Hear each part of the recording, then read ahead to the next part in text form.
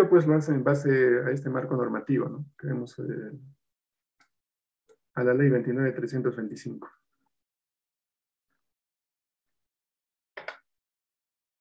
Entonces, mencionamos algunas estrategias de intervención en la gestión de conflictos socioambientales, ¿no? Desde el punto de vista de la OEFA. Entonces, la OEFA, pues, tiene su estrategia de intervención en este tipo de conflictos socioambientales, ¿no? Tiene sus sistemas de alertas tempranas, para lo cual maneja fuentes informativas, objetivas, obviamente, ¿no? Y asimismo, analiza, ¿no? las alertas tempranas de conflicto que se pueda presentar, para lo cual genera espacios, ¿no? De prevención, de diálogo, que son la prevención, el tratamiento y el seguimiento.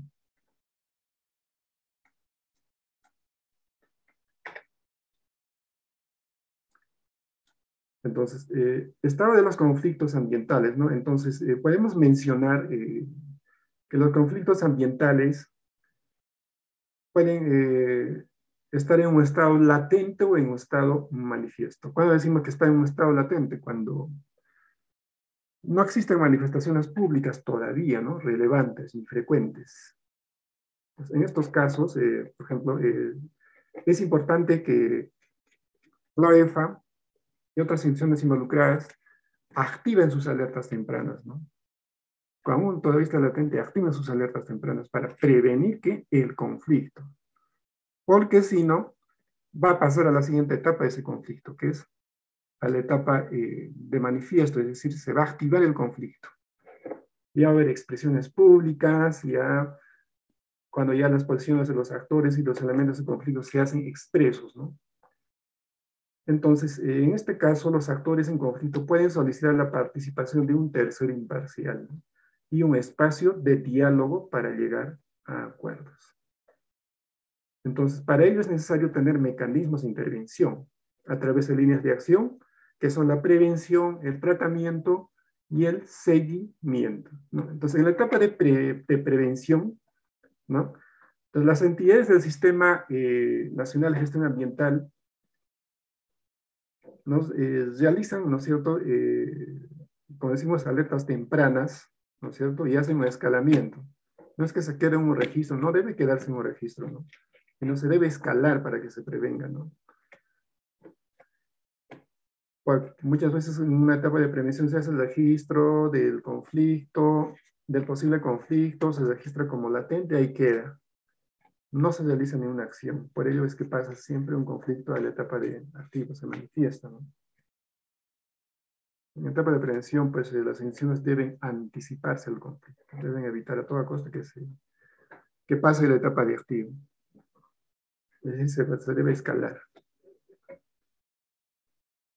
En la etapa de tratamiento, cuando ya ha sido inevitable el conflicto, ya entonces se aplica también otras estrategias de solución, ¿no? En el que se fortalecen las alternativas de solución a través de mecanismos institucionales, ¿no?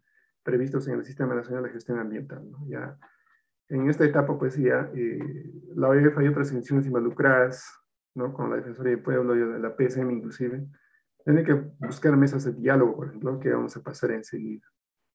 Y en la etapa de seguimiento, en el que seguramente se va a asumir compromisos, ¿no? Se va a hacer monitoreo, seguimiento de estos compromisos, ¿no es cierto? Se va a hacer un mapeo también de los conflictos socioambientales. Se va a hacer un análisis estadístico, ¿no? Para que ese conflicto que ya ha sido controlado, ya sea instalado con una mesa de diálogo, ya no vuelva, pues, en lo posible, pues, a activarse otra vez. Y si es realmente un conflicto fuerte, quede, pues, en una etapa de reposo, ¿no? Hay muchos conflictos que actualmente en el país están en un estado de reposo.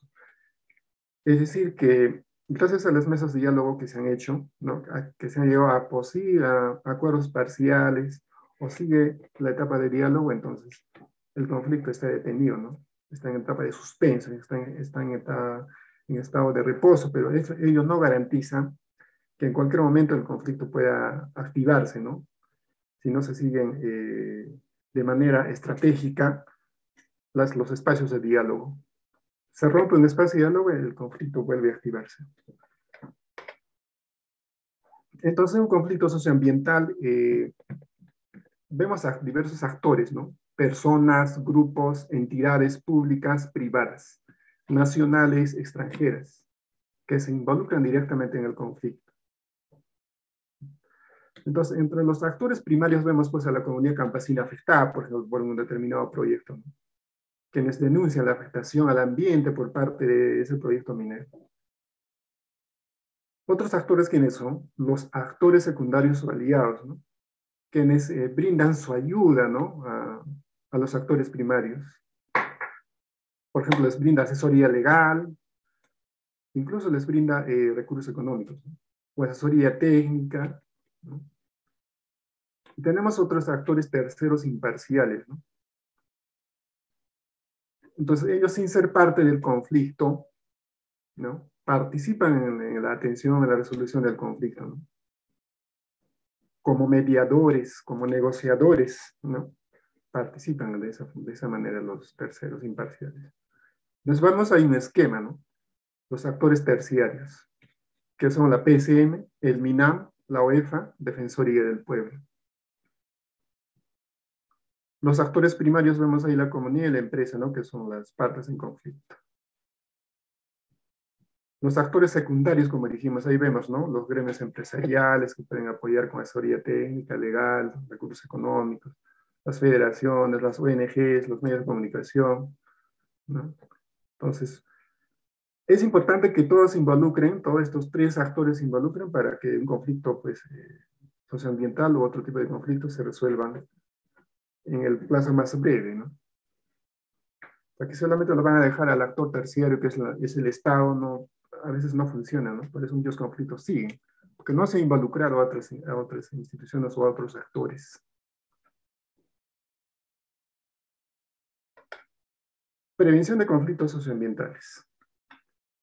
Entonces, todo empieza con el surgimiento del conflicto, ¿no? Lo cual escala cuando ya está en una etapa activo, escala, ¿no? Ya es imposible detenerlo. Entonces, para ello es importante que se tenga una identificación de casos, ¿no? Casos de prevención asociados a un problema ambiental, ¿no? Que se procede a incorporar en un instrumento de registro. Registrar el conflicto, ¿no? ¿Cuál es la materia en conflicto? ¿Con con qué, de ese proyecto minero la comunidad, en qué realmente está en desacuerdo, ¿no? ¿Con los compromisos o por la afectación ambiental o con qué, ¿no? Entonces, ahí se hace un registro, ¿no es cierto? Se hace una matriz de casos. Enseguida viene el monitoreo y atención en prevención, en lo cual se hacen las acciones preventivas, ¿no? Como se hace fortalecimiento de capacidades en prevención y gestión de conflictos, lo cual es una tarea importante que realizan los jefes de relaciones comunitarias o el relacionista comunitario, en el que se elaboran también reportes de alertas tempranas, ¿no? Mientras más cerca estemos de la comunidad como relacionistas comunitarios, vamos a reducir significativamente el conflicto socioambiental, porque de cerca vamos a conocer cuáles son sus satisfacciones e insatisfacciones con el proyecto. Asimismo, se va a realizar el fortalecimiento de las redes de alerta temprana. La misma comunidad nos va a alertar, ¿no? Porque la comunidad también está dividida muchas veces, ¿no? Hay un grupo que está de acuerdo con todos los beneficios, ¿no? Del proyecto, pero hay otro grupo que siempre va a estar en desacuerdo. Entonces, a ese grupo en desacuerdo, el relacionista comunitario tiene que hacer un seguimiento pues, exhaustivo, ¿no? Permanentemente está levantando alertas tempranas de su parte y articular esas alertas tempranas para que no se conviertan en conflicto. Entonces, se realiza el monitoreo permanente para identificar situaciones que puedan configurar el surgimiento de conflictos socioambientales. Como en todas las líneas de acción se consideran los enfoques de género e interculturalidad. Es muy importante, no podemos excluir como relacionista comunitario, por ejemplo, ¿no? Que solamente participen hombres o mujeres o que solamente participen personas, como se dice, ¿no? Preparadas, instruidas, ¿no? Muchas veces en las comunidades vemos personas con un nivel de preparación o académico, técnico de estudio bajo, pero tienen un nivel de percepción de su realidad y de sus necesidades bastante objetivo, entonces a ellos se les puede considerar, ¿no? Ya sea varón o mujer. ¿Cómo se realizan las acciones de fortalecimiento de capacidades? Que es muy importante, ¿no? Entonces, es importante involucrar a esta institución que se llama la OGASA, ¿no? La Oficina General de Asuntos Socioambientales, que ellos desarrollen acciones de fortalecimiento de capacidades, ¿no? A las unidades orgánicas del MINAM, ¿no? A programas y proyectos especiales, así como a organismos públicos adscritos vinculados a la prevención y gestión de conflictos socioambientales. Entonces, las empresas deberían recurrir a estas instituciones donde ellos les van a brindar capacitación y asistencia técnica, no solamente a ellos, ¿no? Sino también a la población misma, a sus líderes, sobre todo, ¿no? Para que tengan mayor conocimiento ya casi técnico, ¿no? Del proyecto y sobre ellos mismos, a la comunidad misma les capacitan ellos, ¿no? Sobre cómo ellos deben detectar una alerta temprana, o, ¿no? Hacer una pre-negociación de un posible conflicto, ¿no? Obviamente, previa organización de responsables de relaciones comunitarias de esa empresa, porque el Estado también así nomás no puede intervenir, no tiene que articular o tiene que ser solicitado por parte de la empresa a través de su área de relaciones comunitarias. Entonces, hablábamos de las alertas tempranas, ¿no? Entonces, ¿qué es el reporte de alerta temprana y cómo se elabora? Entonces, la alerta temprana, pues, es un mecanismo de prevención, como dice, ¿no? En el que se advierte situaciones de posible conflicto, ¿no? Lo cual deben ser atendidas en forma inmediata, en el plazo más inmediato posible, ¿no? Por parte de la organización del MINAM, programas y proyectos especiales. Entonces, esta alerta temprana involucra pues a todos, ¿no? Al Estado, a la empresa y a la comunidad, ¿no? El Estado, a través del MINAM y también del OEFO, pues tienen que saber qué conflictos latentes, activos y en reposo actualmente están, ¿no? Y cuáles de esos posibles conflictos están a punto de activarse o no. Entonces, ambos tienen que hablar prácticamente pues el mismo lenguaje. El MINAM puede decir, por ejemplo, no a través de sus entidades, no, tal proyecto, no, está en reposo. Pero para la empresa y la comunidad, ese conflicto ya está a punto de ser latente. Entonces, ahí no hay un trabajo articulado que estén haciendo ambas instituciones, ¿no? Empresa y Estado. Cada uno está manejando un indicador, una información distinta. Por eso es que a veces los conflictos están en el control, ¿no? Y, como se dice, al Estado lo agarran en frío y no sabe qué hacer en el momento.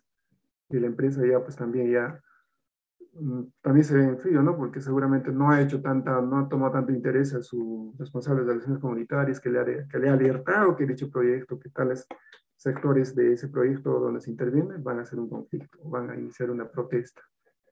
Entonces es importante que sea un trabajo, pues una alerta temprana objetiva y coordinada. Entonces, la alerta temprana puede ser un espacio a través del cual las entidades articulan, como decíamos, ¿no? Es importante que se maneje una alerta temprana articulada, que todos hablen el mismo lenguaje, pues, que coordinen también y compartan información, ¿no? Que la empresa comparte información con las entidades del Estado y también con la comunidad y así, ¿no?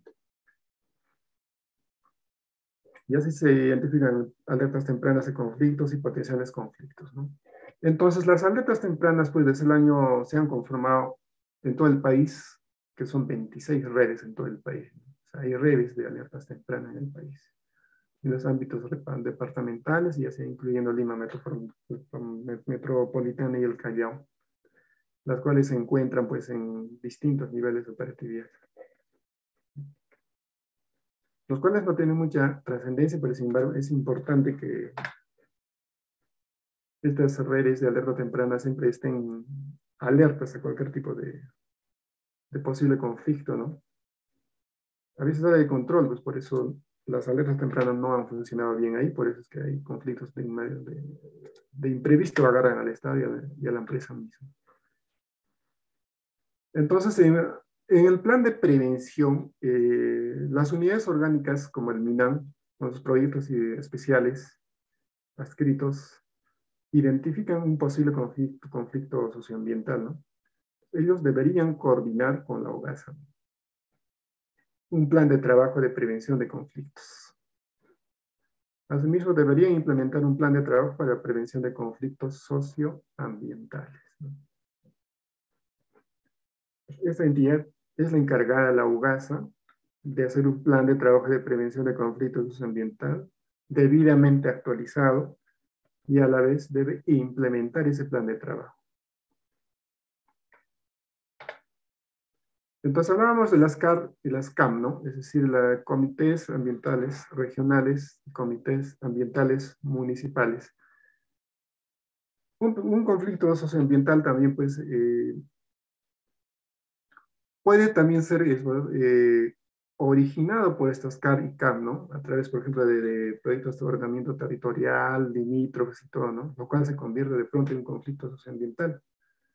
Entonces, las CAR y CAM, por normativa, tienen sus funciones específicas, ¿no? ¿Cómo es que ellos deben contribuir, ¿no?, a reducir la conflictividad en su región y los municipios en su distrito y en la provincia en general, ¿no? Vemos ahí, según la normativa, en el artículo 40 de la Comisión Ambiental Regional, vemos sus principales funciones, ¿no? Y el artículo 49 de las comisiones ambientales municipales, ¿no?, quienes pues contribuyen o deberían contribuir a la reducción de la conflictividad socioambiental en sus ámbitos de competencia. Entonces, el tratamiento de un conflicto socioambiental, ¿no? Decíamos que todo empieza con la instalación de un espacio, implementación de ese espacio, cierre de ese espacio, ¿de qué? De diálogo. Entonces, ¿de qué manera las partes en conflicto pueden ponerse de acuerdo a superar sus diferencias? A través de las mesas de diálogo, que están conformados, ¿no?, para desarrollar un proceso de diálogo entre actores del conflicto con el propósito de arribar a acuerdos consensuados entre ambas partes. O a través de las mesas de desarrollo, ¿no?, que vienen a ser espacios para abordar la problemática de un espacio territorial en el que se analizan, ¿no?, alternativas apropiadas, se canalizan intervenciones del Estado, del sector privado, sociedad civil, o quien corresponda, ¿no?, para su desarrollo. O a través de mesas de grupo, mesas de trabajo técnico que le llaman, ¿no?, que vienen a ser espacios específicos integrados por técnicos y especialistas, ¿no? Cuando hay una afectación ambiental grave, entonces pues ya se convocan a especialistas en el tema, ¿no?, para que den una opinión técnica. Ellos tratan pues de encontrar alternativas, ¿no?, a los problemas que generan un conflicto, que son una fuente potencial para el desencadenamiento, ¿no? Entonces ellos vienen a ser como un subgrupo dentro de las mesas de diálogo, ¿no? O sea, en todo el proceso pueden estar en la mesa de diálogo, pueden estar en la mesa de desarrollo, pueden estar en los tres. O cuando los participantes, ¿no?, acuerden crearlos a propósito de un tema específico, ¿no? Normalmente los grupos técnicos se crean en una mesa de diálogo.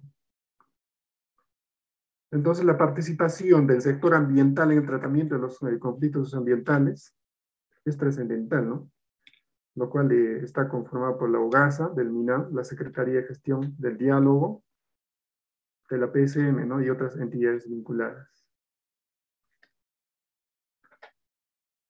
Entonces ahí vemos cómo se elaboran, ¿no?, y redactan los acuerdos en un espacio de diálogo. Entonces vemos ahí un esquema, ¿no? Entonces, para la definición de soluciones y acuerdos, ¿qué se debe tomar en cuenta, ¿no? Criterios básicos de disposición presupuestal, temporalidad, competencia del sector ambiental. De tal manera que los acuerdos asumidos pues sean cumplidos en su totalidad y deben ser pues verificables. ¿Y cómo se procede a concluir un espacio de diálogo? A través de un informe final y cierre de ese espacio. Entonces, en ese informe final pues se constituye o refleja todo lo actuado, ¿no?, por las partes para la gestión del conflicto, lo cual se implica en una síntesis de esfuerzos coordinados, ¿no? Así como en ese informe debe ser transparente, ¿no? y debe estar disponible para los interesados. Vemos ahí un esquema, ¿no?, de cómo debería realizarse un informe cuando ya se cierra un espacio de diálogo, que debe tener antecedentes, mecanismos de intervención, agendas abordadas, acuerdos arribados, acciones, conclusiones y recomendaciones. Entonces, el informe final es importante, ¿no?, ya que viene a ser un insumo básico para las posteriores acciones de seguimiento, para la implementación de los acuerdos, ¿no? Lo cual tenemos un ejemplo en el anexo 3, ¿no?, que está en la última parte de nuestro material. Entonces, el informe va a servir como una matriz, ¿no?, como una matriz de acuerdos, lo cual debe realizarse con un permanente seguimiento, ¿no?, por ambas partes, ¿no? Ese informe de acuerdo debe ser seguido por ambas partes, empresa, comunidad, Estado. Seguimiento de conflictos socioambientales. Entonces, pues en los espacios de seguimiento de acuerdos, ¿no?, se agrupan, ¿no?, a las entidades que asumieron compromisos en el espacio de diálogo. Por ejemplo, pueden ser comités de seguimiento y gestión de compromisos. Los compromisos, pues, están registrados en una matriz de acuerdos, ¿no? Los espacios de diálogo que se han cerrado culminan con un informe final, el cual comprende una matriz de acuerdos. En los espacios de seguimiento, ¿se pueden asumir nuevos acuerdos? No, ¿no es cierto? En los espacios de seguimiento no se asumen nuevos acuerdos distintos a los ya establecidos en la mesa final, ¿no? Porque el informe final, pues, resume todo lo acordado en el proceso de diálogo, ¿no? Y ahí alguien puede querer incluir algo más ahí en el acuerdo final que se le ha ocurrido a último momento, no puede incluirlo en el informe final. Alteraría, tergiversaría, sesgaría toda la información que se está proporcionando en ese informe. Y no tenía, pues, credibilidad ni transparencia. Entonces, ¿qué se entiende por seguimiento de acuerdos, ¿no? Que vienen a ser acciones orientadas a la implementación y verificación del cumplimiento de los acuerdos asumidos por el sector ambiental, que surgieron en espacios de diálogo de conflictos socioambientales. Entonces, los niveles de avance de los acuerdos pueden tener 3 niveles, ¿no? Ya sean pendiente, en proceso o cumplido. Hay muchos acuerdos pendientes a nivel nacional en los diversos conflictos, ¿no? Se ha hecho el informe, pero está en estado pendiente de culminación o está en proceso de desarrollo. Hay pocos que están cumplidos, ¿no? Entonces ahí vemos algunos conflictos socioambientales que requieren atención urgente en nuestro país. Entonces estos conflictos, pues, están en un estado de reposo en la actualidad, ¿no? Más que todo por el contexto de la pandemia y otras causas que los originaron, ¿no? Tenemos ahí, por ejemplo, un proyecto, ¿no?, en Loreto, en el que las federaciones indígenas piden a la empresa Pluspetrol un pago de la remediación ambiental en su territorio. Eso está en reposo todavía, ¿no? Seguramente se ha hecho un espacio de diálogo y está en proceso de diálogo. Entonces, pero sin embargo, en cualquier momento puede activarse. Vemos en Ocubiri, ¿no?, en la región Puno, otro proyecto, la empresa Ciemsa, en el que la población del distrito de Ocubiri, ¿no?, exige información sobre la autorización del consorcio minero, ¿no?, de las Águilas. Entonces, este proyecto, pues, Ocubiri, está en estado de reposo casi desde el año 2015, ¿no?, en el que hubo consecuencias lamentables, ¿sabes? Y el más que ha sonado es el proyecto Tía María, ¿no?, en que los pobladores de la zona exigen el retiro del proyecto minero. O sea, absolutamente ellos no quieren que se ejecute el proyecto, porque consideran que el daño ambiental va a ser grave. Pese a que este proyecto Tía María, pues, ha tenido varios estudios de impacto ambiental que siempre han sido observados, ¿no? Observados. Otro proyecto latente o en reposo que tenemos, que se activa y vuelve a estar en reposo y así en situaciones, que es el proyecto del minero Las Bambas, ¿no?, en el que el Frente de Defensa de los Intereses de Challahuacho pide que se cumplan los compromisos ofrecidos por el anterior operador Extrata, ¿no?, En el que hubo también consecuencias lamentables como secuestro de contratistas de la empresa y otras situaciones, ¿no? Lo cual también está en reposo, porque seguramente se está manejando pues espacios de diálogo actualmente, ¿no? Seguramente no hay pues un acuerdo ya cerrado para que ya no esté en una etapa de reposo. En cualquier momento se puede volver a actuar, pues se puede volver a activar. Entonces ahí vemos un escenario de los conflictos socioambientales en nuestro país, ¿no? A nivel nacional. Entonces, normalmente cuando hacemos relacionamiento comunitario manejamos este tipo de mapas, ¿no? Mapa de conflictos socioambientales mineros, ¿no? Entonces ahí, por ejemplo, vemos en marrón oscuro acá, más de 11 conflictos socioambientales mineros en la actualidad, ¿no? ¿En qué región? Están solamente en la región Ancash, ¿no? Hay 9 activos y 3 latentes, de los cuales los puntos amarillos son los conflictos activos, ¿no? O sea, actualmente están activos, que son 65 conflictos activos ahí, solamente en esa región, los amarillitos. Conflictos latentes, que en cualquier momento pueden, ¿no? Pueden surgir y pasar a la etapa de activo, que son 17 casos, ¿no? Y así. Y así obviamente en cada región, casi en todo el país, tenemos, no solamente en Loreto, San Martín, Ucayali, Madre de Dios. En Madre de Dios no lo consideran tanto porque hay mucha minería informal, entonces no lo consideran dentro del mapa de conflictos socioambientales, ¿no? Porque mayormente ahí se practica pues la minería informal, la extracción informal. Y así, ¿no? Por ejemplo, tenemos en Arequipa un activo y 2 latentes. En Moquegua 2 activos y 2 latentes, ¿no? Esta información está actualizada hasta el último semestre de este año, ¿no? Entonces, tiene información actualizada. Solamente este mapa es de los conflictos mineros. Al costado vemos otro mapa de conflictividad a nivel nacional, ¿no? Es decir, decíamos que los conflictos no solamente pueden ser por temas mineros, ¿no? Socioambientales, sino hay conflictos que son netamente de los gobiernos locales, ¿no? Netamente conflictos laborales, ¿no? Y así, un estudio de todos los conflictos, ¿no? Entonces, por ejemplo, acá vemos un conflicto en Cusco, un conflicto activo que está actualmente, ¿no? Que es por tema de demarcación territorial. Vemos otro conflicto latente que es por asuntos de gobierno local, ¿no? O sea, hay diversos tipos de conflictos, ¿no? Mineros, de competencia de las ICAR, de los gobiernos regionales, de los ICAM, de los gobiernos municipales que ocasionan conflictos, ¿no? Más que todo por temas de demarcación territorial, vemos, ¿no? Como en la región Puno vemos, ¿no? Siempre hay conflictos por temas de demarcación territorial, ¿no? Entre distritos selváticos, por ejemplo, de Sangabán, Ayapata, ¿no? Los conocidos. Permanentemente ese conflicto territorial está ahí, ¿no? Está latente ese conflicto. Un tiempo entra en reposo y vuelve a activarse, y así sucesivamente, ¿no?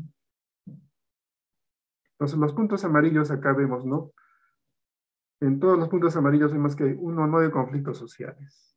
Los puntos anaranjados son de 10 a 19 conflictos sociales, ¿no?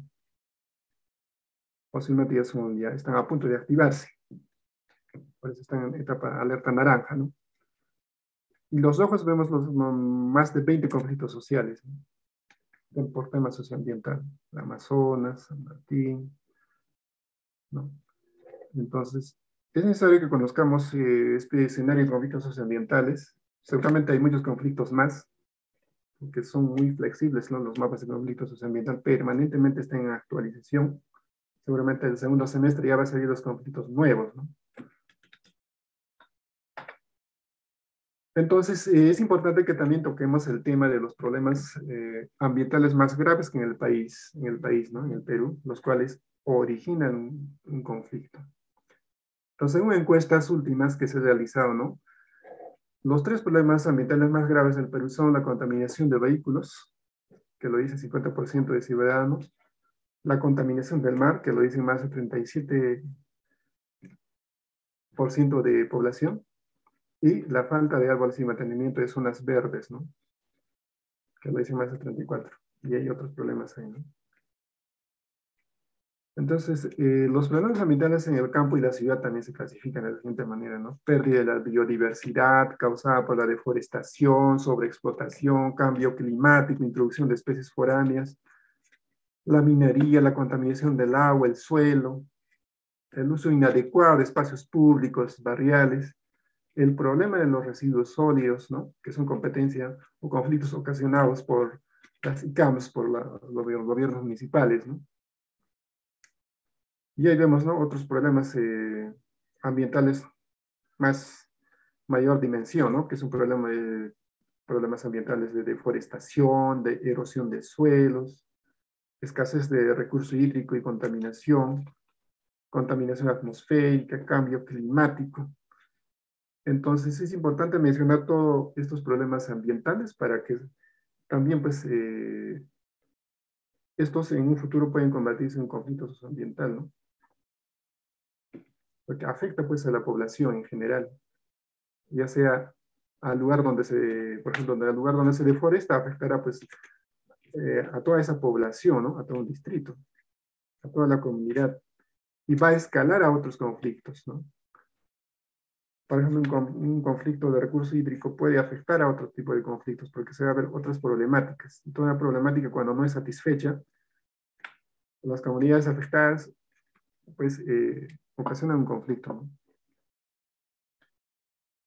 Organizando protestas y todo, porque por un problema ambiental van a encontrar otros problemas. Entonces, finalmente vemos ahí anexos, ¿no? Anexos que normalmente se maneja, ¿no? Los cuales también son flexibles, acorde a la necesidad de las empresas, acorde a la necesidad del personal responsable de las acciones comunitarias, reporte y alerta de conflictos socioambientales, ¿no? Y cómo se debe registrar correctamente en formato, ¿no? Asimismo, vemos ahí matriz de casos, ¿no? Matriz de acuerdos. Y así sucesivamente tenemos varios instrumentos que normalmente hemos visto que se manejan en las empresas. Entonces, ahí también vemos el plan de trabajo para la prevención de conflictos socioambientales, ¿no? En que se detalla el objetivo, las actividades, el presupuesto, el cronograma responsable. Mayormente esto lo maneja el ¿no? Del relacionista comunitario. Y debe estar debidamente actualizado. Bien, muchas gracias por ver nuestro curso. A continuación vamos a brindarte detalles para obtener tu certificado, ya sea digital o físico, acompañado también de los materiales del curso que acabas de ver.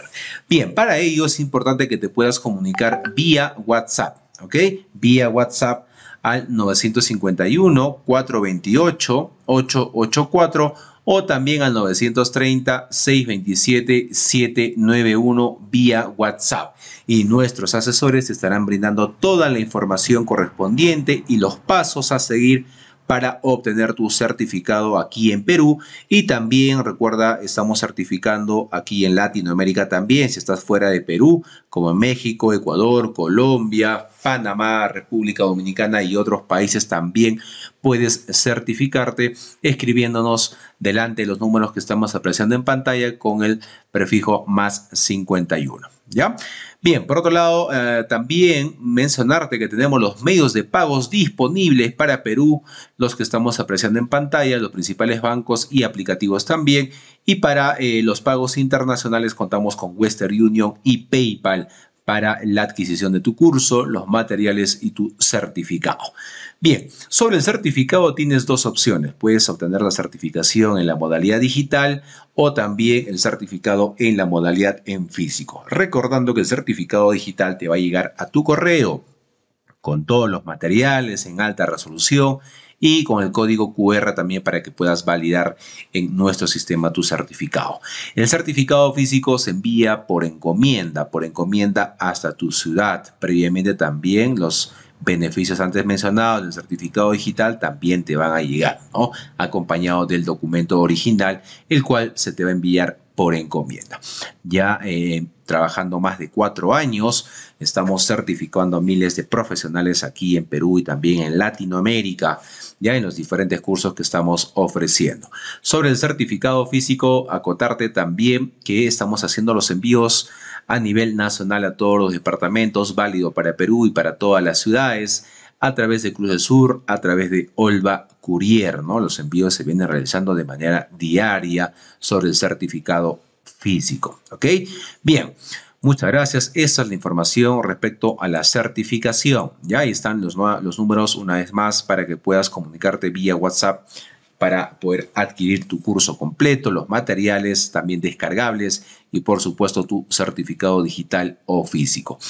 Antes de ello, invitarte a nuestra página web, ¿no? Directamente puedes ingresar en tu barra de navegación www.encap.edu.pe, todo en minúscula, todo corrido, sin espacio, para que puedas ingresar de manera correcta a nuestra página web y ver nuestro catálogo de cursos en las diferentes áreas. Ahí tienes también los convenios, de igual manera nuestros números oficiales permitidos y tenemos los cursos, diplomas y diplomas de especialización en las diferentes áreas, en las diferentes categorías: ambiental, arquitectura, construcción, contabilidad, comercio exterior, derecho, gestión pública, idiomas, ingeniería, minería, obras, pedagogía, recursos humanos, salud, seguridad y también la parte eléctrica. Ahí vas a poder encontrar todos los cursos, los temarios.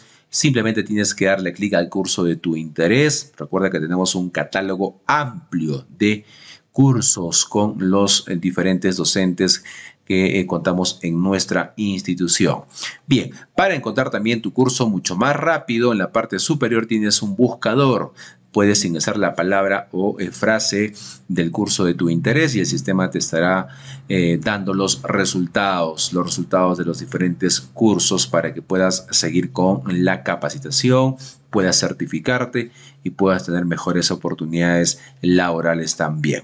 Bien, entonces, gracias, ahí está toda la información respecto a la certificación. Proyectamos una vez más en pantalla nuestros números oficiales de nuestra institución ENCAP, ¿no? 951-428-884 o el 930-627-791.